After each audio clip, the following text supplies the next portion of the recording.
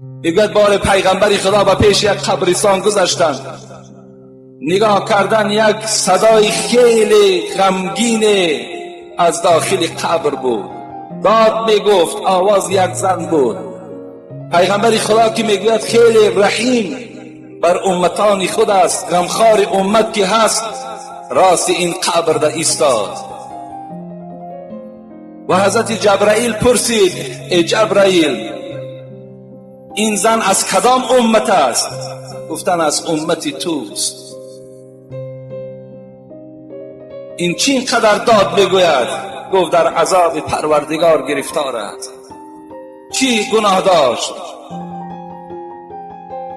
میگوید خوب شد که صدا از خود آواز زن برآید، خود همین زن حکایت کند که چرا پروردگار این را عذاب میکند. وقتی با حکم الهی میگوید این زن که در صحبت در آمد، گفت ای حبیبی خدا، این عذابم از روی من دور بگردان، زیرا 20 سال شد که من در همین عذاب گرفتارم. میگوید وقتی از اون پرسان کردن چرا؟ گفت بار در همسایگی ما یک معرکه بود و برای ما آرد آوردن که این خمیر کن. ما در همون معرکه که عرق نوشی کردن 21 نان پخته دادیم.